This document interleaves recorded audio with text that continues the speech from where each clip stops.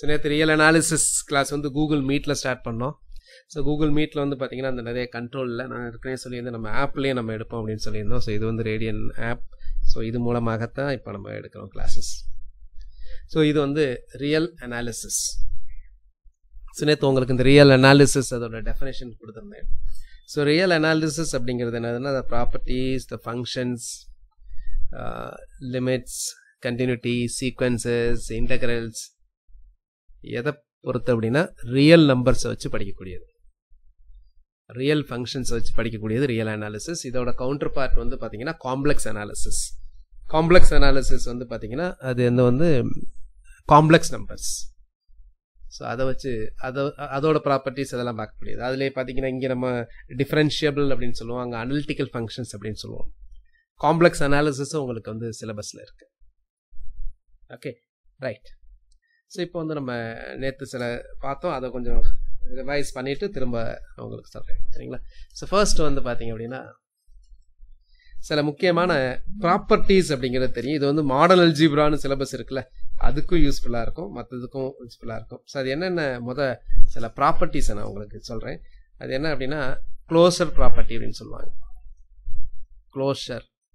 So what are closure properties? Closure ப்ராப்பர்ட்டிஸ்னால் என்ன அப்படின்னா, ஒரு செட் எடுத்துங்க, ஏதாவது ஒரு செட், சரிங்களா? ரைட். இங்கே வந்து நம்ம ரியல் நம்பர்ஸ் அப்படிங்கிறதுனால ஆறுங்கிற ஒரு செட் எடுத்துப்போம். இப்போ ஒரு ரெண்டு element A, B belongs to R இந்த மாதிரி போட்டோம்னா belongs to அப்படின்னு சொல்லுவாங்க. அப்போ whenever A, B belongs to R, then A இதான் ஆப்ரேஷன் வச்சுங்க. this operation can be +ஆ இருக்கலாம், மைனஸாக இருக்கலாம், any operation we can define.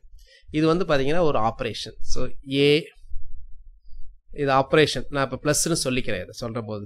So A + B belongs to R இந்த மாதிரி இருந்தால் தான் க்ளோஷர் ப்ராப்பர்ட்டின்னு சொல்லுவாங்க. ஸோ புரிஞ்சுக்கங்க, இந்த ப்ராப்பர்ட்டிஸ்லாம் very important, not only for real analysis இல்லை, உங்களுக்கு வந்து ஃபுல்லாக இதுக்கும் மாடர்ன் அல்ஜிப்ரா எல்லாத்துக்குமே யூஸ்ஃபுல்லாக இருக்கக்கூடியது. ஸோ அப்படின்னா என்ன சொல்லுது அப்படின்னா, ஒரு செட்டில் வந்து ரெண்டு எலமெண்ட் எடுத்தீங்கன்னா அந்த ரெண்டு எலமெண்ட்டுக்கு ஆப்ரேஷன் கொடுத்தீங்கன்னா அதோட அவுட்புட் கண்டிப்பாக அதே எலமெண்ட்டுக்குள்ளேயே இருக்கும், சரிங்களா? ஸோ அப்படி இருந்தால் அது வந்து we can say that particular set is closed with respect to this particular operation. இது வந்து க்ளோஷர் அப்படின்னு சொல்லுவாங்க. அடுத்து வந்து பார்த்தீங்க அப்படின்னா காமுட்டேட்டிவ்.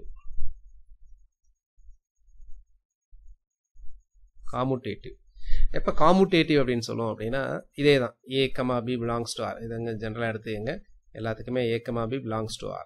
A and B are elements of R. Then A plus B must be equal to B plus A. So நான் ப்ளஸ்னே போட்டிருக்கேன், இந்த சிம்பிள் இந்த இது போடணும், சரிங்களா? நார்மலாக இப்போ ப்ளஸ் அப்படின்னு போட்டிருக்கேன், அல்லது you can put this one. இந்த மீன்ஸ் இது வந்து ஒரு ஆப்ரேஷன். இப்போ நமக்கு தெரியும் A plus B equal to B plus A அப்படின்னு நடக்கும். அப்படின்னா என்னன்னா, ஸோ இந்த ஆர்டரை நீங்கள் சேஞ்ச் பண்ணாலும் அதோட அவுட்புட் வேல்யூ சேஞ்ச் ஆகாது. அப்படி இருந்தால் அதுக்கு பேர் காமுட்டேட்டிவ். நம்ம ஜென்ரலாக பார்ப்போம், ஜென்ரலாக நீங்கள் படிச்சிருப்பீங்க, மேத்ஸ் படிச்சிருக்கிறதுனால எங்கே வந்து மல்டிப்ளிகேஷன் இஸ் நாட் காமுட்டேட்டிவ். ஒரு எக்ஸாம்பிள் சொல்லுங்கள், எங்கே மல்டிப்ளிகேஷன் இஸ் நாட் காமுட்டேட்டிவ் உங்களுக்கு தெரியும்?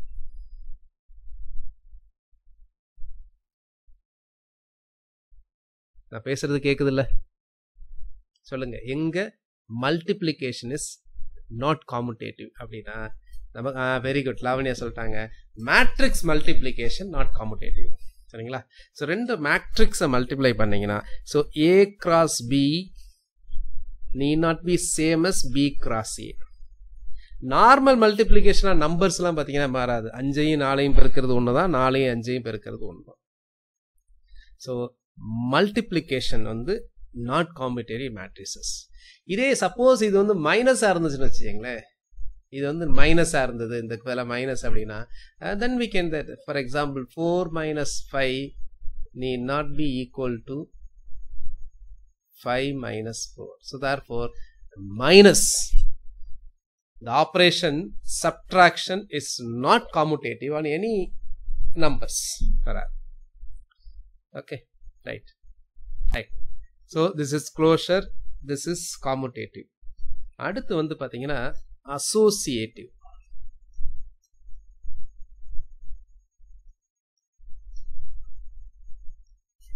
அசோசியேட்டிவ் அப்படிங்கிறது என்னதுன்னா இதே தான், ஏ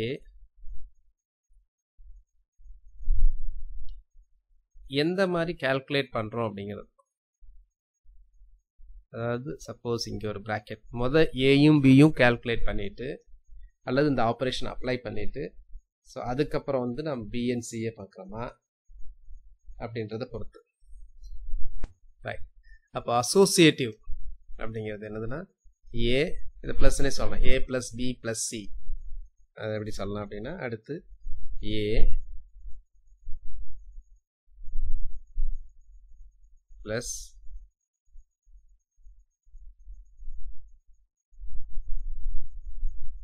ஸோ இதை இது ரெண்டையும் ஆட் பண்ணிட்டு அதுக்கப்புறம் இதோட ஆட் பண்ணுறதும், இது ரெண்டையும் ஆட் பண்ணிட்டு இதோட ஆட் பண்ணுறதும், இந்த மாதிரி இது ஈக்குவலாக இருந்தது அப்படின்னா இது வந்து அசோசியேட்டிவ் ப்ராப்பர்ட்டி அப்படின்னு பேர். அடுத்து வந்து பார்த்தீங்கன்னா ஐடென்டிட்டி.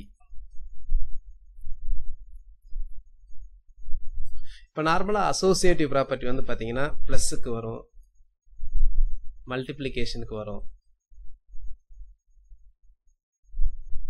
சப்போஸ் இது வந்து மைனஸாக இருந்ததுன்னா, மைனஸாக இருந்தால் வருமா வராதா நீங்களே சொல்லுங்கள். இது மைனஸாக இருந்தால் வருமா வராதா?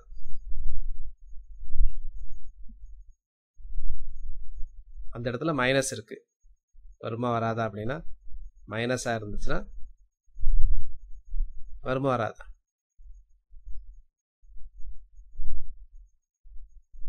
ட்ரை பண்ணி பாருங்க. எது மேத்ஸை பொறுத்த வரைக்கும் ஏதாவது இருந்ததுன்னா ஒரு எக்ஸாம்பிள், சரிங்களா?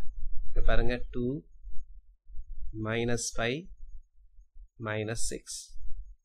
ஸோ வந்து இந்த மாதிரி போட்டால் ஒரு வேல்யூ வரும். அடுத்து 2 - 5 - 6. இது ரெண்டும் ஒன்றா வேற வேறையா? What is 2 - 5? 2 - 5 அப்படிங்கிறது வந்து பார்த்தீங்கன்னா -3 - 6. This is equal to -9. இங்கே பாருங்க 5 - 6. 5 - 6 பாருங்க 2 - 5 - 6 -1. ஸோ மைனஸ் ஆஃப் -1ங்கிறது +1 ஆகிடும். So therefore this is 3. So வருதா வரலையா? ஸோ ஃபஸ்ட்டு நம்ம ஆப்ரேஷன் அப்படின்னு சொல்லும்போது இதை ஆட் பண்ணிட்டு இதை பண்ணும்போது பார்த்தீங்கன்னா மைனஸ் வந்து வருதா வரலையா சொல்லுங்க நிஷா? நெகட்டிவ். ஸோ அது மாதிரி இதில் வந்து பார்த்தீங்கன்னா ப்ளஸ்ஸு, அதனால தான் நம்ம சொல்லுவோம் வெறும் ப்ளஸ்ஸாக இருக்கும்போது நம்ம எந்த ஆர்டரில் ப்ளஸ் பண்ணாலும் பிரச்சனை இருக்காது, சரிங்களா? பட் ப்ளஸ்ஸு மைனஸு கலந்துருக்கும் போது பண்ண முடியாது, மைனஸ். அதே மாதிரி நீங்கள் பாருங்கள் டிவிஷன் பாருங்கள். டிவிஷனில் வந்து பார்த்தீங்கன்னா a டிவைடட் பை b, அதுக்கப்புறம் டிவைடட் பை பிங்கிறது வேறு, இதை டிவைட் பண்ணிவிட்டு அதுக்கப்புறம் டிவைட் பண்ணுறது வேறு. ஸோ அப்போது மைனஸ் அண்டு டிவிஷன் இது ரெண்டுக்கும் வராது. இப்போ இங்கே க்ளோஷரை பாருங்களேன். க்ளோஷருங்கிறது வந்து வருமா வராதான்றது பொறுத்து இல்லை, க்ளோஷருங்கிறது செட்டை பொறுத்து இருக்குது. Suppose set of all real numbers அப்படின்னா ப்ளஸ்ஸும் மைனஸ் மல்டிப்ளிகேஷன் டிவிஷன் வரும். எதையாவது 2 நம்பர் எடுத்து மல்டிப்ளை பண்ணிங்கன்னா கண்டிப்பாக அந்த நம்பர் இந்த ரியல் நம்பருக்குள்ளே இருக்கும். ஏதாவது சப்போஸ் இது வந்து நான் ப்ளஸ் நேச்சுரல் நம்பர் எடுத்தனா வராது. நேச்சுரல் நம்பர் எடுக்கிறீங்கன்னு வச்சுங்களேன், நேச்சுரல் நம்பர் எடுத்தீங்க அப்படின்னா ப்ளஸ் வந்து வரும். நேச்சுரல் நம்பரில் எதையாவது 2 நம்பர் எடுத்து ஆட் பண்ணிங்கன்னா அது கண்டிப்பாக நேச்சுரல் நம்பராக இருக்கும். If you add any 2 natural numbers it is going to be a natural number, right? அடுத்து சப்ட்ராக்ஷன் பாருங்கள். ஏதாவது 2 நேச்சுரல் நம்பர் எடுத்து சப்ட்ராக்ட் பண்ணிங்கன்னா வராது. மல்டிப்ளிகேஷன் பண்ணீங்க அப்படின்னா அது கண்டிப்பாக அதுக்குள்ளேயே ஒரு செட்டாக இருக்கும் நேச்சுரல் நம்பர்ஸ். டிவைட் பண்ணிங்கன்னா வரவே வராது. ஸோ அப்போ வந்து பார்த்தீங்கன்னா we can say that in natural numbers plus and multiplication is closed, but subtraction and division is not closed in natural numbers அப்படின்ற மாதிரி, சரிங்களா? ரைட். அடுத்து வந்து ஐடென்டிட்டி எலமெண்ட். ஐடென்டிட்டி எலமெண்ட் அப்படின்னா என்ன அர்த்தம்னா there exists an element. நார்மலாக இது 0 அப்படின்னு சொல்லுவோம். இந்த 0ங்கிறது நார்மல் 0வாக இருக்க இல்லை, இது ஒரு ஐடென்டிட்டி 0. இது ப்ளஸ்ஸாக இருக்கும் போது நமக்கு 0 ஆயிடும். So there exists an element 0 in S such that a plus 0 is equal to a. அல்லது b plus 0 is equal to b. So இந்த மாதிரி இருந்ததுன்னா அதுக்கு பேர் ஐடென்டிட்டி அப்படின்னு சொல்லுவோம். அடுத்து பார்த்தீங்க அப்படின்னா இன்வர்ஸ். இன்வர்ஸ் அப்படின்னா அதே மாதிரி தான்.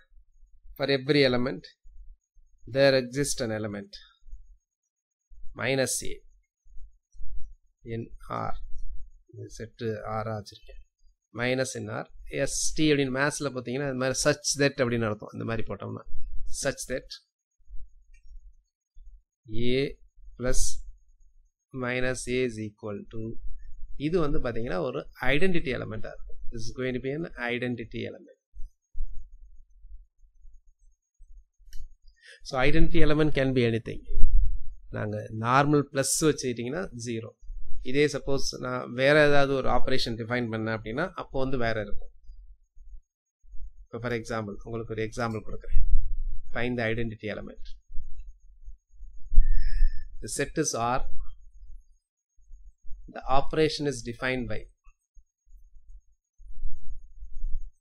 The operation is defined by a plus the operation. The operation எப்படி வேணாலும் define பண்ணலாம். This operation is defined by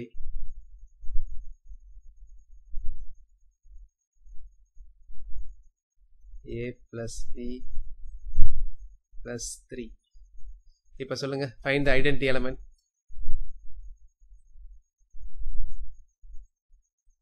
Identity element கண்டுபிடிங்க. What is the identity element? Identity element என்ன தெரியுங்களா? சொல்லுங்க, கண்டுபிடிங்க. What is the identity element? இது operation வந்து டிஃபைன் பண்ணிருக்கேன். A, the operation B is equal to A plus B plus 3. What is the identity element? So அப்போ identity element அப்படின்னா என்னவா இருக்கணும் அப்படின்னா, அந்த ஐடென்டி எலமெண்ட் தான் கண்டுபிடிக்க போகிறோம். அந்த ஐடென்டி எலமெண்ட் வந்து எனக்கு தெரியாதுன்னு வச்சுக்கோங்க. So therefore A plus I, I தான் ஐடென்டி எலமெண்ட்.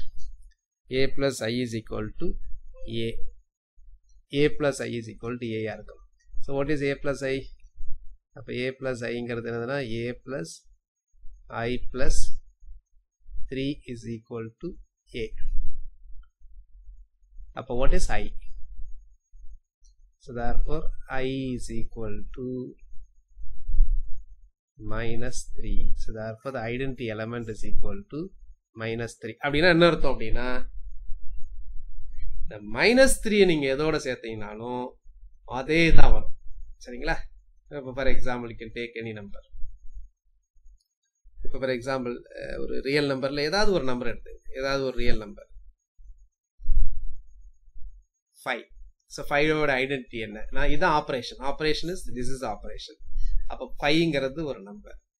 அப்போ 5 plus I is equal to அதே நம்பர் வரணும்னு சொல்றாங்க. 5 தான் எனக்கு வரணும். அப்போ என்னவா இருக்கணும் அப்படின்னா, இந்த ஐங்கிறது என்னவா இருந்தால் தான் முடியும், -3 இருந்தால் தான் முடியும். எப்படி பார்க்கலாம், இது பாருங்க. 5 பிளஸ் பிளஸ்னா இங்கே operation, this is operation, -3.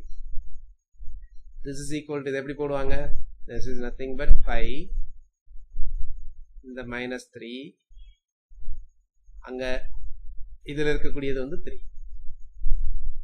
So therefore this is equal to 5. So therefore the identity is equal to -3. இது புரியுதா?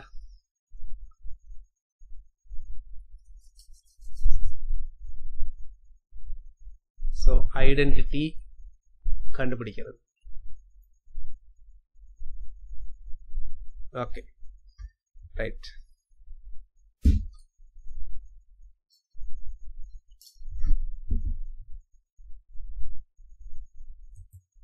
அடுத்து இப்போ நேச்சுரல் நம்பர்ஸ் அப்படின்னு எடுத்துட்டீங்க அப்படின்னா, அந்த நேச்சுரல் நம்பர்ஸ்ல வந்து நான் ஏற்கனவே நேற்று சொல்லியிருந்தேன். What is natural numbers? என்னங்கிறது நேச்சுரல் நம்பர்ஸ். ஸோ நேச்சுரல் நம்பர்ஸ்ங்கிறது 1 2 3 4 5 6 7 இதெல்லாம் கவுண்டிங் நம்பர்ஸ்னு யூஸ் பண்ணுவாங்க. அடுத்து ஹோல் நம்பர்ஸ், முழு எண்கள். ஹோல் நம்பர்ஸ்ங்கிறது 0 1 2 3 வேண்டாம். Next is integers. I said நேற்று why integer is called Z. ஜெக்லான் அப்படிங்கிற பார்த்த அதுக்கு பேர் நம்பர்ஸ்ன்னு சொல்லுவோம். ஸோ அதனால் வந்து நம்ம இன்டீஜர்ஸ்க்கு இதை யூஸ் பண்ணுவோம். ஸோ இன்டீஜர்ஸ் அப்படிங்கிறது வந்து பார்த்தீங்கன்னா -3 -2 -1 0 1 2 3 infinite. This side -infinity to +infinity. And also please note that -infinity is not a number, it is a symbol used to denote a very large number. அதே மாதிரி z plus அப்படின்னு சொன்னோம்னா z plus அப்படின்னு சொன்னா positive இன்டீஜர்ஸ்னு அர்த்தம்.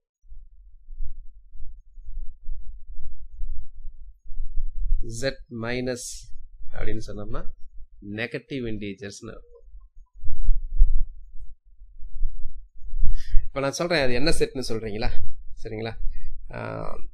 நான் negative இன்டீஜர்ஸ்ங்கிறது என்னது சொல்லுங்க பார்க்கலாம். யாராவது நான் நெகட்டிவ் இன்டீஜர்ஸ் எப்படி சொல்லலாம்? நான் நெகட்டிவ் இன்டீஜர்ஸ் சொல்லுங்க. ஸோ நான் சொல்லியிருக்கேன் இது மேத்ஸ் கிளாஸ் கண்டிப்பாக எப்படி இருக்கணும் அப்படின்னா அது வந்து இன்ட்ராக்டிவாக இருக்கணும். நான் நெகட்டிவ் இன்டீஜர்ஸ் அப்படின்னா நல்லா புரிஞ்சுங்க, 0 வரும். அப்போ நான் நெகட்டிவ் இன்டீஜர்ஸ் அப்படிங்கிறது என்னதுன்னா ஹோல் நம்பர்ஸ் தான் நான் நெகட்டிவ் இன்டீஜர்ஸ். பாசிட்டிவ் நான் நெகட்டிவ் இன்டீஜர்ஸில் வந்து நீங்கள் இசட் ப்ளஸ் வராது. இசட் ப்ளஸ் வந்து பாசிட்டிவ் இன்டீஜர்ஸ் தான் வரும். 0 பொறுத்த வரைக்கும் வந்து அதுக்கு சைனே கிடையாது. சரிங்களா? 0 வந்து ப்ளஸ் மைனஸ் அப்படின்னு சொல்லக்கூடியது. இப்போ நான் நெகட்டிவ் நம்பர் அப்படிங்கிறது ஹோல் நம்பர்ஸில் வந்து. Right. Next is set of all rational numbers. So எதுக்கு வருது அப்படின்னா நம்ம வெறும் ஆப்ரேஷன்ஸ் 0ன்று வரதுனால நமக்கு ஹோல் நம்பர்ஸுங்கிற கான்செப்டே வந்துச்சு. நெகட்டிவ் நம்பர்ஸ் ஆப்ரேஷன்ஸ் வரும்போது நமக்கு நெகட்டிவ் நம்பர் வருது. அடுத்து டிவிஷன் அப்படின்னு வரும்போது வந்து ஃபெயில்ஸ். இப்போ பாத்தீங்கன்னா division is not closed in integers. ஏதாவது 2 நம்பர் எடுத்து டிவைட் பண்ணீங்கன்னா அதோட அவுட்புட் வந்து இங்கே இருக்காது. ஸோ அப்போ அதுக்கு வந்து நம்ம we have another set called rational numbers. Rational number வந்து கோஷன்ட்னு சொல்லுவோம். அது வந்து கோஷன்ட் ஃபார்ம்ல இருக்கும்ல ரேஷனல் நம்பர்ஸ். அதனால இது வந்து Q அப்படின்னு சொல்லுவோம். அப்போ ரேஷனல் நம்பர்ஸ் வந்து Q. So this is of the form P by Q such that Q is not equal to 0 and P and Q belongs to Z integers. 0 is a rational number. நல்லா புரிஞ்சுங்க. 0 can be written as 0 by 1. Denominator தான் 0 ஆகக்கூடாது. Numerator can be 0. அடுத்து Q complement. Qல இல்லாதது வந்து பார்த்தீங்கன்னா Q complement. This is called irrational numbers. Can you say the example of irrational numbers? நீங்க காலேஜ்ல படிச்சிருப்பீங்க. √2 is irrational ப்ரூவ் பண்ண சொல்லியிருப்பீங்க. 8 மார்க் 10 மார்க் क्वेश्चनல வந்திருக்கும். √2 √3 pi is also irrational number. For calculation purpose we assume the values of pi is 22/7, but pi is not equal to 22/7 exactly. Next is E is approximately 2.7. All are irrational numbers. Please note that rational numbers are infinite, irrational numbers are infinite. நிறைய தியரம்ஸ்லாம் இருக்கு. Between any two rational number there are infinitely many rational numbers are there as well as infinitely many irrational numbers are there. However the two numbers can be so close. எந்த 2 number பக்கத்துல எடுத்துக்கிட்டா கூட அந்த 2 நம்பருக்கு நடுவில் infinite numbers இருக்கும். எந்த number எவ்வளவு கிட்ட எடுத்தாலும் சரி பாருங்க, எக்ஸ்னு ஒரு நம்பர் ஒய்னு ஒரு நம்பர் ரெண்டுமே பக்கத்துல இருக்கு அப்படின்னா கண்டிப்பா அது ரெண்டையும் கூட்டி 2ஆல வகுத்தீங்கன்னா அது இதுக்கு நடுவுலயே வரும். இதையும் கூட்டினீங்கன்னா இதுக்கு நடுவுல வரும். அப்படியே போயிட்டே இருக்கலாம். அப்போ எந்த 2 நம்பர் இருந்தாலும் சரி, however they are nearer, there are infinitely many numbers are there. Right. Q union Q complementங்கிறது ரியல் நம்பர்ஸ். அப்போ செட் ஆஃப் ஆல் ரியல் நம்பர்ஸ்ங்கிறது என்ன அப்படின்னா rational and irrational. So real number அப்படின்னு சொன்னீங்கன்னா it's going to be either rational or irrational. எந்த நம்பருமே இது ரெண்டுலையுமே தப்பிக்காம இருக்காது. ஏதாவது ஒன்று ரேஷனலாக இருந்தாகும், இல்லைன்னா irrational இருந்தாகும். Right. So this are about numbers. அடுத்து வந்து நம்ம பார்க்க போகிறது செட். இப்போ செட்டுங்கிறது, செட் அப்படின்னா என்ன அர்த்தம் அப்படின்னா உடனே என்ன சொல்லுவோம் அப்படின்னா, செட் அப்படின்னா ஒரு வெல் டிஃபைன்ட் ஆப்ஜெக்ட் அப்படின்னு சொல்லுவோம். செட் வெல் டிஃபைன்ட் ஆப்ஜெக்ட்ஸ் இருக்கணும். வெல் டிஃபைன்ட் கரெக்டாக டிஃபைன் பண்ணணும். Set of all natural numbers அப்படின்ற மாதிரி இருக்கும். இந்த மாதிரி பண்ணக்கூடாது. ஒரு 4 கால் உள்ள மனிதர்கள் அப்படின்னு சொல்ல முடியாது. சரியா? ஸோ அதெல்லாம் இருக்கிறாங்களா இல்லைங்கிறது நமக்கு தெரியாது. அப்படி அந்த மாதிரி டெஃபினேஷனே ஒழுங்காக இல்லாததான் வந்து பார்த்தீங்கன்னா செட்டில் வராது. இப்போ செட்டில் வந்து எலமெண்ட்டே ஒரு எலமெண்ட் கூட இல்லைன்னு வச்சுங்களேன். ஸோ அதுக்கு பேர் என்னதுன்னா நல் செட். நல் செட் அப்படின்னா இந்த மாதிரி இருக்கும். நல் செட், நல் செட் வந்து இந்த மாதிரி நம்ம டினோட் பண்ணுவோம். சரிங்களா? சில பேர் இந்த மாதிரி சொல்லக்கூடாது. இங்க பாருங்க, இது வந்து நல் செட்டா அப்படின்னா திஸ் இஸ் நாட் நல் செட், திஸ் இஸ் கால்ட் என்னது, சிங்கிள்டன் சொல்லுவோம். சிங்கிள்டன் என்ன அர்த்தம் அப்படின்னா திஸ் செட் கண்டெய்ன்ஸ் என்னது, ஒன் எலமெண்ட். சரிங்களா? ஸோ இந்த செட்ல வந்து ஒரு எலமெண்ட் இருக்கு. இப்போ ஒரு செட் வந்து ஒரு செட்ல வந்து ஒரு n எலமெண்ட்ஸ் இருக்குன்னு வச்சுக்கங்களேன். ஒரு செட்ல வந்து n எலமெண்ட்ஸ் இருக்கு அப்படின்னா அடுத்து நம்ம பார்க்க போறது என்ன அப்படின்னா சப்செட்னு பார்க்க போறோம். So what R subsets? அது மாதிரி எப்போ ஈக்குவாலிட்டி ஆஃப் செட்ஸ் அப்படின்னா ரெண்டு செட் ஈக்குவல் அப்படின்னு சொன்னோம்னா the number of elements in each sets மட்டும் ஈக்குவலா இருக்கணும் அவசியம் கிடையாது. எல்லா எலமெண்ட்டுமே ஈக்குவலா இருக்கணும்.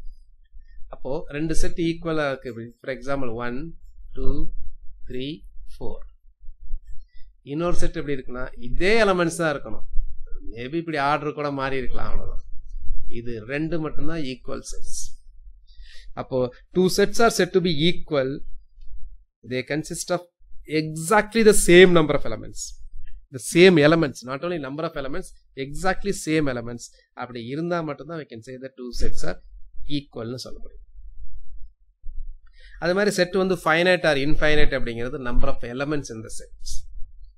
Finite, infinite, finite உங்களுக்கு தெரியும். சரிங்களா? ஸோ என்ன முடிஞ்சதுன்னா கவுண்ட் பண்ண முடிஞ்சது அப்படின்னா it is a finite set. So நம்ம ரியல் அனாலிசிஸ்ல என்ன நிறைய விஷயங்கள் இருக்கு.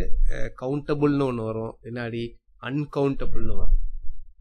அதெல்லாம் நம்ம பண்ணுவோம். அதாவது the set of all natural numbers are finite, set of all natural numbers are infinite but countable. கவுண்டபுள்னா என்ன அப்படின்னா we can say the next number அப்படியே வரிசையா போகலாம். அது ஒரு மேப்பிங் நம்ம போடலாம். அதெல்லாம் உங்க மேப்பிங்னா என்னன்னு, ஃபங்க்ஷன்னா என்னன்னு சொல்லும் போது சொல்றேன். So set of all natural number is countable. Set of all integers countable. But the set of all irrational numbers not countable. But rational numbers countable அப்படின்னா rational numbers are countable. Irrational numbers are uncountable. Therefore real numbers are uncountable. அது நம்ம பின்னாடி பார்க்கலாம். But please note that rational numbers are countable. அதை பின்னாடி explain பண்றேன் why rational numbers are countable அப்படின்றது. Right. இப்போ நம்ம மேத்ஸ்ல இப்போ நான் சொன்ன மாதிரி நிறைய சிம்பிள்ஸ்லாம் யூஸ் பண்ணுவோம். ஃபார் எக்ஸாம்பிள் இந்த மாதிரி ஒரு சிம்பிள்ஸ் அப்படி யூஸ் பண்ணால் என்ன அர்த்தம் அப்படின்னா திஸ் இஸ் கால்டு என்னது, ஃபார் எவரி அப்படின்னு சொல்லுவோம். This is called for every அப்படிங்கிறத சொல்லுவோம், அல்லது ஃபார் ஆல் அப்படின்னு சொல்லுவோம். இந்த மாதிரி சிம்பிள். அடுத்து இந்த மாதிரி ஒரு சிம்பிள் யூஸ் பண்ணுவோம். அப்படின்னா என்னது, there exist. இந்த மாதிரி யூஸ் பண்ணா there exist. அந்த மாதிரி இந்த மாதிரி சொன்னோம்னா implies அப்படின்னு சொல்லுவோம். A implies B, அல்லது x plus 3 equal to 0. This implies x is equal to minus 3. அந்த மாதிரி implies அப்படின்னு சொல்லுவோம். அது மாதிரி இந்த பூலியன் அல்ஜிப்ரால பார்த்தீங்கன்னா இந்த மாதிரி சிம்பிள் யூஸ் பண்ணா அண்ட் அப்படின்னு அர்த்தம். இந்த மாதிரி யூஸ் பண்ணீங்கன்னா ஆர். அப்பப்போ சிம்பிள் வரது சொல்றேன், நம்ம பேசிக்கலாக உள்ள சிம்பிள் சொல்றோம். அதே மாதிரி இந்த மாதிரி நெகேஷன், இந்த மாதிரி யூஸ் பண்ணா நெகேஷன் சொல்லுவோம். இதெல்லாம் பூலியன் அல்ஜிப்ரால தான். அது மாதிரி சிலது இஃப் அண்ட் ஒன்லி இஃப் அப்படின்னு சொல்லுவோம். ப்ரூஃப்ல பார்த்தீங்கன்னா இஃப் கேள்விப்பட்டிருப்பீங்கன்னு நினைக்கிறேன். இங்கிலீஷ் மற்றவங்களுக்கு நார்மலாக தெரியாது. If and only if, maths ஸ்டூடெண்ட்ஸ்க்கு மட்டும்தான் தெரியும். I double F வரும். if and only if A implies B and B implies A. இது ரெண்டு இருந்தது அப்படின்னா அது வந்து if and only if அப்படின்னு சொல்லுவோம். அடுத்து வந்து பாத்தீங்கன்னா subsets.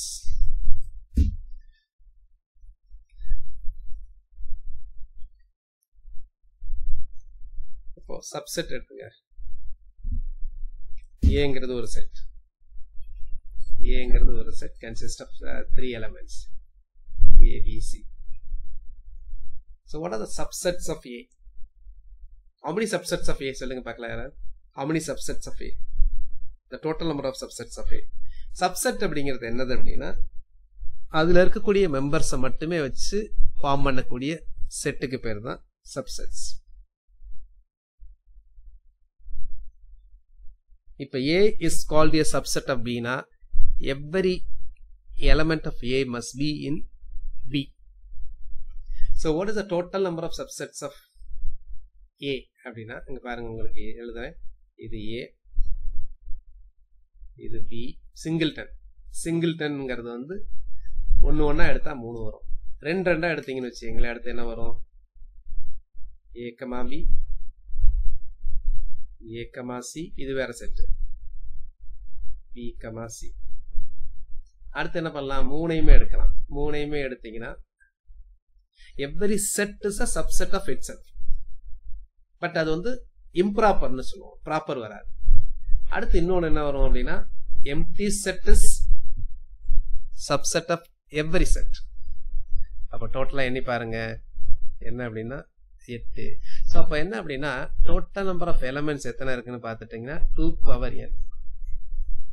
So the total number of சப்செட்ஸ்ங்கிறது எப்பவுமே 2n இருக்கும். அதாவது புரியுதா? ஒரு 4 எலமெண்ட்ஸ் இருந்தது, ஒரு செட் கன்சிஸ்ட் ஆஃப் 4 எலமெண்ட்ஸ் அப்படின்னா what are the total number of subsets? Total number of subsets வந்து பாத்தீங்கன்னா 16. 2^4ங்கிறது 16. அது மாதிரி when you say that two sets are comparable, எப்போ வந்து comparable அப்படின்னு சொல்லுவோம்? ரெண்டு செட்ஸை வந்து எப்ப comparable அப்படின்னு சொல்லுவோம்? ரெண்டு செட்ஸை எப்ப comparableன்னு சொல்லுவோம் அப்படின்னா ஒன்று ஏங்கிறது சப்செட் ஆஃப் பியா இருக்கணும், அப்படி இருந்தாலும் சொல்லுவோம். அல்லது b is a subset of ஏன்னு சொல்லுவோம். சரிங்களா? இப்போ இங்க ஈக்குவல்னு கொடுத்துருக்கேன் அப்படின்னா என்ன அர்த்தம் அப்படின்னா ஏயும் பி ஈக்குவலா கூட இருக்கலாம்னு அர்த்தம். For example A is a subset of ஏபின்னு சொல்லலாம். இன்னும் பர்டிகுலரா சொல்றதுன்னா எப்படி சொல்லலாம்? A is a proper subset of A. Equal கிடையாதுன்னு இதுதான் ப்ராப்பர் சப்செட் அப்படின்னு சொல்லப்படுங்க. நீங்க ப்ராப்பர்னு சொன்னீங்கன்னா not equal. Proper subset of அப்படின்னா ப்ராப்பர்லி கண்டெய்ன்ட் இன் பி அப்படின்னு சொல்லுங்க.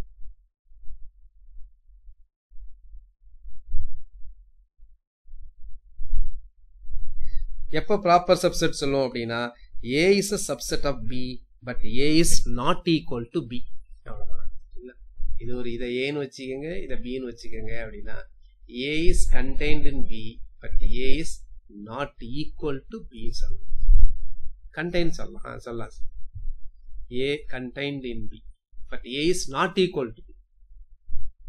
அப்படி இருந்தா ப்ராப்பர். ஈக்குவல் டு பியா இருந்தா ப்ராப்பர்னு சொல்ல முடியாது. சரிங்களா?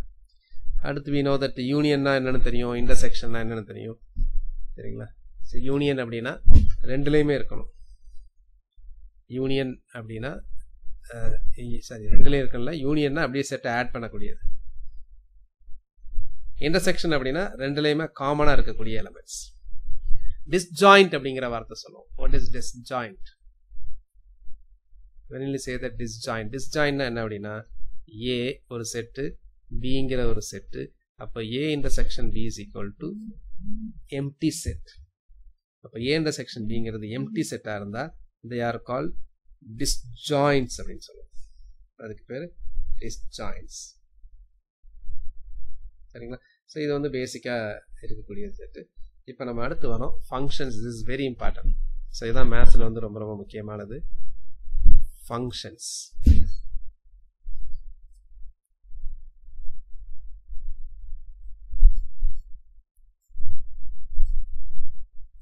நான் பின்னாடி சொல்றேன். ஃபங்க்ஷன்ஸ்ங்கிறதுக்கும் ரிலேஷன்ஸ்ங்கிறது வேற வேற. சரிங்களா? Function, relation. Every function is a relation, but not every relation is a function. நான் பின்னாடி என்னன்னு சொல்றேன். So what are functions? Function அப்படிங்கிறது என்ன சொல்லுவோம் அப்படின்னா, ஃபங்க்ஷன்னு சொல்லுவோம். ஃபங்க்ஷனுக்கு இன்னொரு பேர் சொல்லுங்க பார்க்கலாம். Function is also known as என்னது? Mapping. ஸோ ஃபங்க்ஷனை வந்து நம்ம நிறைய ஹையர் மேத்ஸ்லாம் யூஸ் பண்ணுவோம், கம்ப்யூட்டர்ஸ்லாம் யூஸ் பண்ணுவோம்.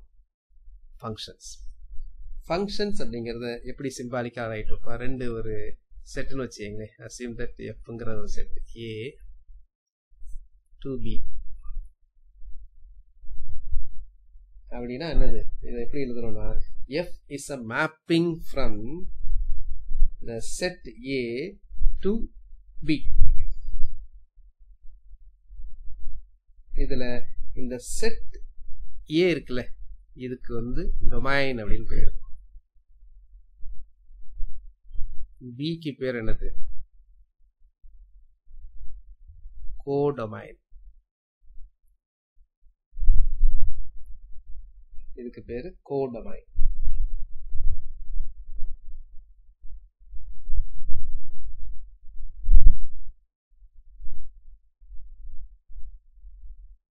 ஒரு ஃபங்க்ஷன்னா எப்படி இருக்கணும் தெரியுங்களா? ஃபங்க்ஷன் நல்லா புரிஞ்சுக்கங்க. Every element of A must be mapped into a single element of B. So அதான் function. Function each element of A, each element of X in A அப்படி வச்சுக்கோங்க. There corresponds to exactly one element of Y in set B. For every X belongs to A, there exists only one Y such that f of X is equal to Y. சரிங்களா? So இதுதான் definition. அதாவது என்ன சொல்றதுன்னா, இங்க இருக்க நான் உங்களுக்கு example சொல்றேன், அப்பதான் உங்களுக்கு கொஞ்சம் புரியும். இங்க பாருங்க, இது வந்து ஏ, இதுல 1 2 3, இங்க ஒண்ணு இருக்கு. இது என்ன வேணாலும் இருக்கலாம், ஏ இல்ல 1 2 3 ஏ பி சி டி. பாருங்க, 1 வந்து ஏல மேப் பண்ணிருக்கேன், 2 வந்து ஏல மேப் பண்ணிருக்கேன், 3 வந்து சில மேப் பண்ணிருக்கேன். இது வந்து ஒரு ஃபங்க்ஷன். இது செட் ஏ, இது செட் பி வச்சு இது மொத்த ஃபங்க்ஷனா அப்படின்னு சொல்லுங்க. Is this a function? இது ஃபங்க்ஷனா? இப்ப நான் சொன்ன டெஃபினேஷன் வச்சு சொல்லுங்க. இது வந்து ஃபங்க்ஷனா? Yes or no? Tell me.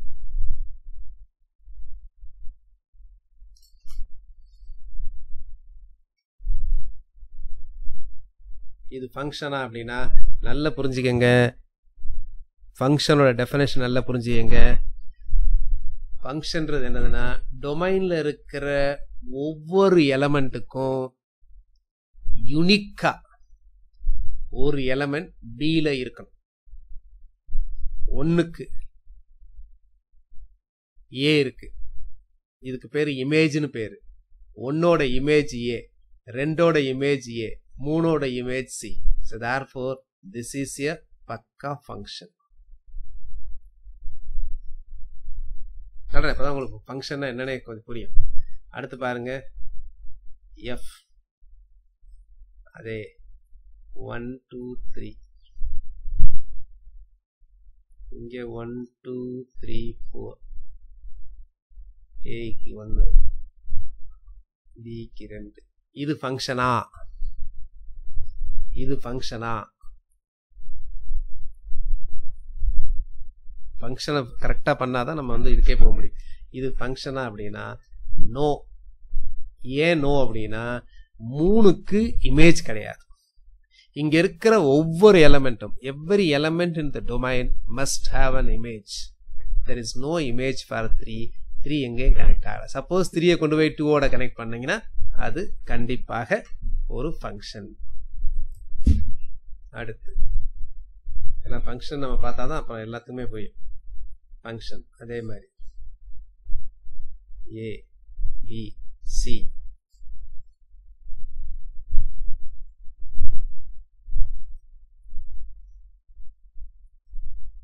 இது ஃபங்க்ஷனா?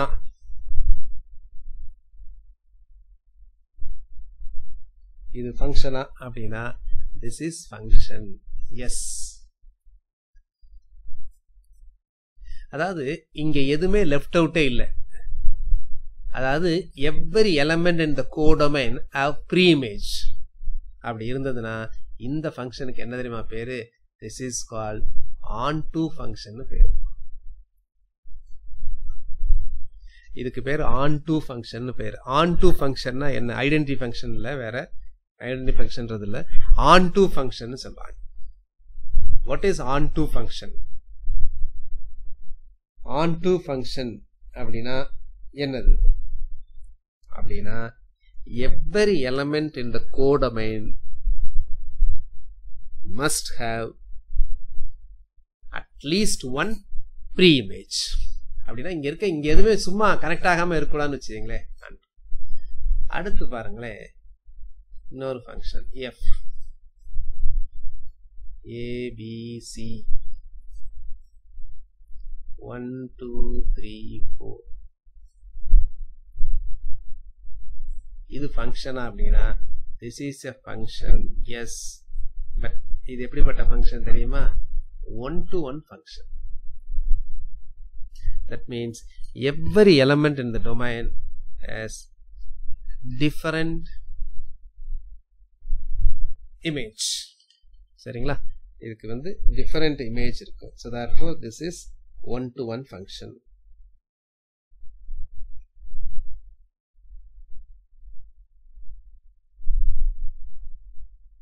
அடுத்து அப்போ நீங்க சொல்லுங்க, யாராவது ஒரு ப்ராப்பர்ட்டி சொல்லுங்க. if a function is 1-to-1 and onto, என்ன ப்ராப்பர்ட்டி சொல்லலாம்? if a function is 1-to-1 and onto ரெண்டுமே இருந்தா அதுக்கு பேர் வந்து பைஜெக்டிவ் ஃபங்க்ஷன். என்ன ப்ராப்பர்ட்டி சொல்லலாம் சொல்லுங்க? அதுல என்ன ப்ராப்பர்ட்டி சொல்ல முடியும் உங்களால? பைஜெக்டிவ் ஃபங்க்ஷன்ல என்ன ப்ராப்பர்ட்டி சொல்ல முடியும்? Bijective function. so bijective function இருந்தா the number of elements in domain and codomain must be equal. bijectiveனா ரெண்டுலயுமே இருக்கணும். பாருங்க, இங்க ஒவ்வொன்றும் கரெக்டா இருக்கு, இதுலயும் மிஸ் ஆக கூடாது. அப்படின்னா ரெண்டுமே கண்டிப்பா ஈக்குவலா தான் இருக்கும். the number of elements in எப்பவுமே for a bijective functionக்கு மட்டும்தான் we can find என்னது f inverse also exist. if f is bijective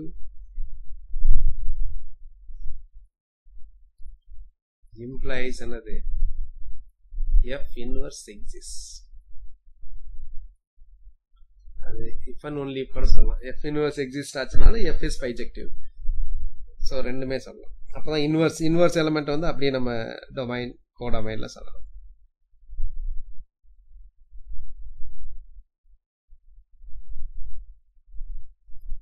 அப்போ இப்போ நான் சொன்னதை வச்சுட்டு ஒரு டெஃபினேஷன் சொல்றேன்.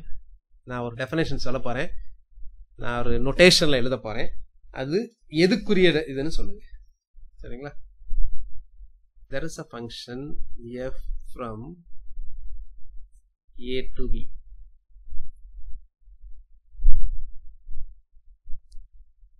x1 not equal to x2 implies f of x1 not equal to f of x2 for every x1, x2 belongs to a. இது ஏதோ ஒரு டெஃபினேஷன். இப்போ நான் உங்களுக்கு எக்ஸ்பிளைன் பண்ணேன். இது ஏதோ ஒரு டெஃபினேஷன். சரிங்களா? ஸோ இது ஏதோ ஒரு டெஃபினேஷன் அப்படின்னு பார்த்தீங்கன்னா, அதாவது ஏயில் இருக்கக்கூடிய x1, x2, ஏயில் இருக்கக்கூடிய x1, x2 ஈக்குவல் கிடையாது. இது ரெண்டும் ஈக்குவல் கிடையாது. ரெண்டு அன்ஈக்குவல் எலிமெண்ட்ஸ். ரெண்டு அன்ஈக்குவல் எலிமெண்ட்ஸா இருந்ததுன்னா கண்டிப்பாக அதனுடைய இமேஜஸும் எப்படி இருக்குன்னு சொல்றான், இமேஜஸும் அன்ஈக்குவலா தான் இருக்கும் அப்படின்னு சொல்றாங்க. அப்படி சொன்னா this is the definition of என்னது 1 to 1.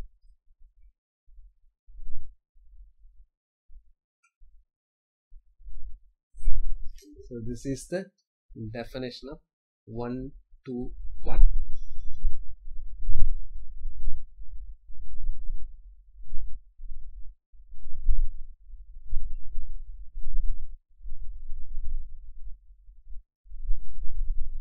On to எப்படி தான் define பண்ணுவீங்க? For every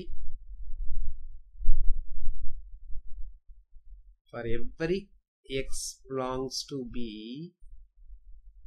for every x belongs to B, B ல இருக்கக்கூடிய x,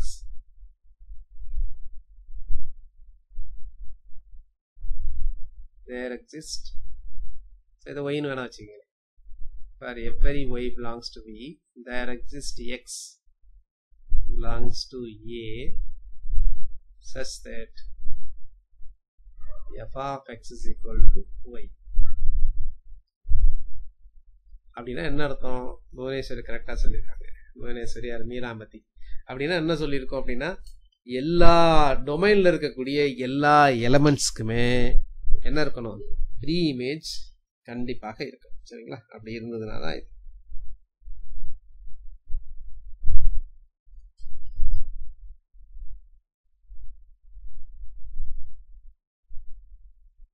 ரைட்.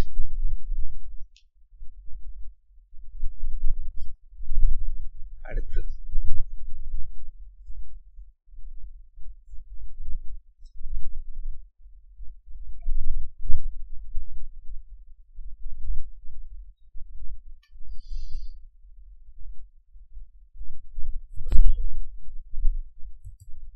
அடுத்து நம்ம பார்க்க போறது வாட் ஆர் ரிலேஷன்ஸ்.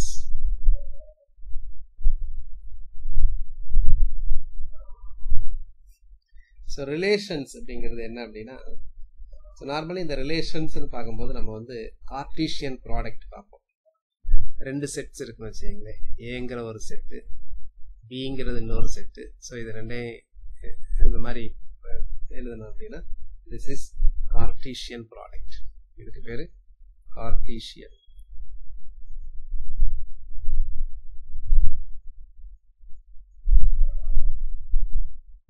அப்ப இந்த A cross Bங்கிறது எப்படி இருக்கும் அப்படின்னா, this is of the form ordered pair அப்படின்னு சொல்லுவாங்க. ordered pairனா என்ன அர்த்தம் தெரியுங்களா? அதாவது 3,4ங்கிறது வேற, 4,3ங்கிறது வேற. So A, B such that A belongs to A, B belongs to B. So இது எல்லாமே ordered pair of elements. ordered இங்க ரொம்ப முக்கியம். சரிங்களா? ordered pairனா என்ன அர்த்தம் அப்படின்னா, 1,2ங்கிறது வேற, 2,1ங்கிறது வேற. இது ரெண்டும் ஈக்குவல் கிடையாது. அதுதான் ordered pair. ஃபார் எக்ஸாம்பிள் ஏங்கிறது ஒரு செட். ஏங்கிறது ஒரு செட். நார்மலா செட்டை வந்து இந்த மாதிரி பிரேசஸ்ல போடுவோம். 1 2 3. பிங்கிறது இன்னொரு செட். 4 5. அப்போ what is A cross B? A cross B ல எத்தனை எலிமெண்ட்ஸ் இருக்கும் சொல்லுங்க? A cross B ல எத்தனை எலிமெண்ட்ஸ் இருக்கும்? A cross B ல எப்படி சொல்லுவோம்? 1,4 போடுவோமா? அடுத்து என்ன எழுதணும்? 1,5.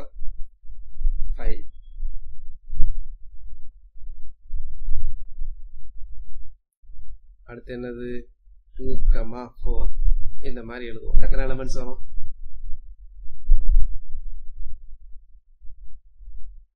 So 6 elements. So நல்லா புரிஞ்சுக்கங்க. இதே மாதிரி தான் you can find even B cross A also. அப்ப B cross A அப்படின்னா என்ன அர்த்தம்னா 4,1 அப்படின்னு வந்து அதுலயே 6 elements வரும். Please note that Cartesian product A cross B need not be equal to B cross A. நான் நிறைய நேரத்துல நீ நாட் பி ஈக்குவல்னு சொல்லுவேன். ஈக்குவலா, அப்ப நீ not be equal, may not be ஈக்குவல்னா என்ன அர்த்தம் அப்படின்னா, ஈக்குவலா இருக்கலாமா அப்படின்னா ஈக்குவலா இருக்கலாம். எப்பனா இந்த ரெண்டு செட்டு ஒன்னா இருந்துச்சுன்னு வச்சுங்களே, ஏயும் 1 2 3 இருக்கு, பியும் 1 2 3 இருக்கு அப்படின்னா, அப்ப நீங்க பாத்தீங்கன்னா ஏ கிராஸ் பியும் ஒண்ணுதான், பி கிராஸ் ஏயும் ஒண்ணுதான். சரிங்களா? சோ நீ நாட் பி, இந்த மாதிரி வேர்ட்ஸ் எல்லாமே ரொம்ப முக்கியம்.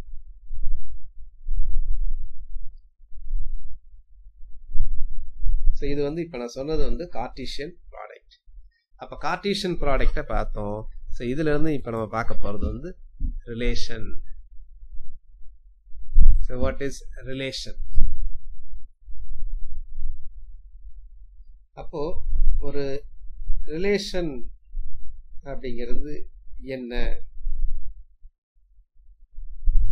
So a relation from A to B is a, அதாவது relation from A to A. ஏயும் பியும் வேற வேறவா இருந்தா நம்ம கார்ட்டீசியன் ப்ராடக்ட் அப்படின்னு சொல்லுவோம். ஒரு ரிலேஷன் அப்படிங்கிறது என்னவா இருக்கணும் அப்படின்னா, ஒரு is a relation from a set A to A is called a relation in A on A ன்னு சொல்லுவோம், அல்லது A in A அப்படின்னு சொல்லுவோம். இந்த ரிலேஷனை தான் நம்ம R அப்படின்னு டிஃபைன் பண்ணுவோம்.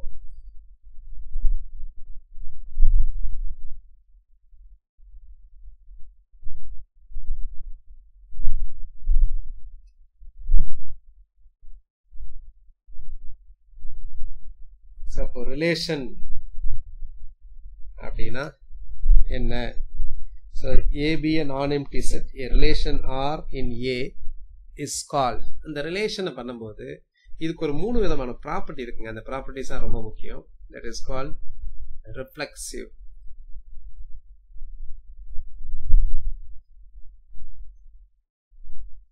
reflexive. ஸோ ரிஃப்ளெக்சிவ் அப்படின்னா என்னது அப்படின்னா, இப்போ ரிலேஷன் பாருங்க, இஃப் அந்த ஏ ரிலேட்டட் டு ஏ, இந்த ரிலேஷன் கண்டிப்பா இருந்தாதான் அதை ரிஃப்ளெக்ஷன் சொல்லுவோம். For all a belongs to A. நீங்க முதல்ல அதை கவனிங்க, நான் அப்புறம் எக்ஸாம்பிள் சொல்லும் போது உங்களுக்கு புரியும். ரிஃப்ளெக்சிவ். அடுத்து சிமெட்ரிக். சிமெட்ரிக் அப்படிங்கிறது எப்ப சொல்லுவோம் அப்படின்னா,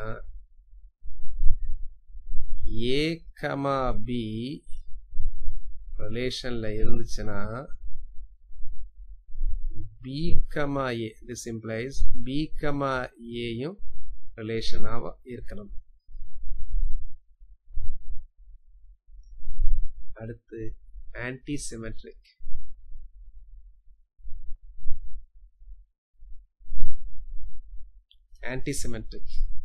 ஆன்டிசிமெட்ரிக் என்ன சொல்லுது அப்படின்னா, ஏ கமா பி ஒரு ரிலேஷன்ல இருக்கு அண்டு பி கமா ஏயும் ரிலேஷன்ல இருந்தது அப்படின்னா then A must be equal to B. So this is antisymmetric. and இப்ப நீங்க சொல்ற மீராமதி சொல்ற அடுத்த டிரான்சிட்டிவ்.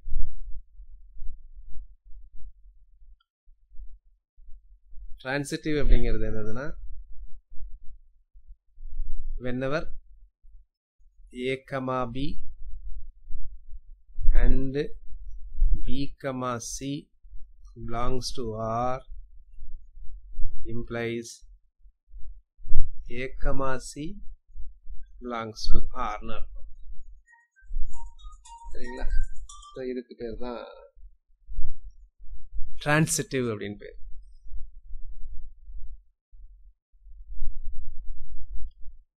இந்த 3 ப்ராப்பர்ட்டி நான் வச்சு ஏதாவது ஒரு எக்ஸாம்பிள் வச்சு உங்களுக்கு சொன்னீங்கன்னா உங்களுக்கு வந்து புரியும். இப்போ ஒரு செட், ஏதாவது ஒரு செட் ஒன்று எடுத்துக்கங்க, ஒரு ஏங்கிற ஒரு செட். நீங்களே எலமெண்ட் சொல்லுங்க, ஏல இருக்கக்கூடிய செட்டுக்கு எலமெண்ட் சொல்லுங்க.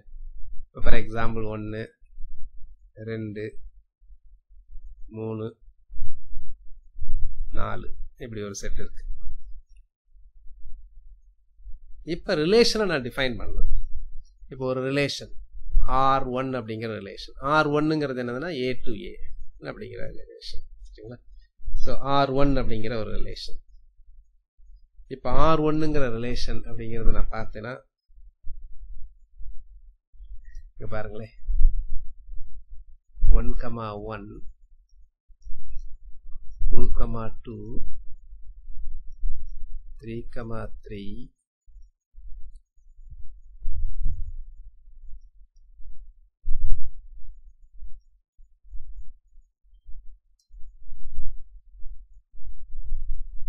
2,4 4,2. இப்பொழுது ஒரு ரிலேஷன். நீங்க சொல்லுங்க, இந்த ரிலேஷன்ல எந்தெந்த ப்ராப்பர்ட்டிலாம் சாட்டிஸ்ஃபை பண்ணுதுன்னு சொல்லுங்க. This is property 1, this is property 2, this is property 3, this is property 4. இப்போ இந்த ரிலேஷன் R1ங்கிறது ரிஃப்ளெக்சிவா அப்படின்னா ரிஃப்ளெக்சிவ் கிடையாது.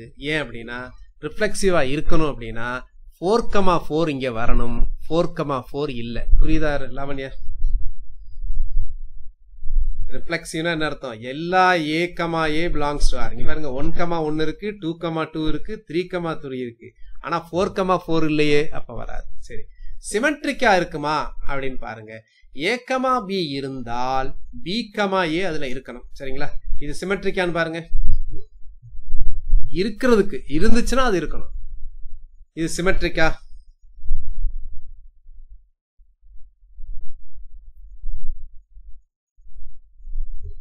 சிமெட்ரிக்கானா எஸ், திஸ் இஸ் சிமெட்ரிக். ஏன் அப்படின்னா இங்க பாருங்க, A, B, B, A 1,1 இது கண்டிப்பா அது ரிஃப்ளெக்சிவ் இருந்தா சிமெட்ரிக். 2,4 இருக்கு, இப்ப 4,2 இருக்கு. So therefore this is symmetric. Anti சிமெட்ரிக்னா என்ன தெரியுங்களா? A, Bயும் B, Aயும் இருந்துச்சுன்னா A equal to B இருக்கணும்.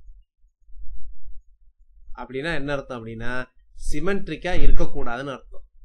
2,4 4,2 இப்படி இருக்குதா? இருந்துச்சுன்னா ரெண்டும் ஈக்குவல் அர்த்தம். 2 equal to 4 கிடையாது. So therefore this is anti-symmetric.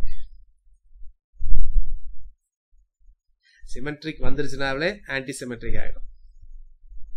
அடுத்து டிரான்சிட்டிவ். டிரான்சிட்டிவ்னா என்னதுன்னா A, B, B, C இருக்குன்னு வச்சுங்க. பாருங்க, 2,4 4,2 இருந்துச்சுன்னா கண்டிப்பா இந்த 2,2 இங்க இருக்கணும். இருக்கா? இருக்கு. சொல்றது புரியுதா? So therefore this is transitive.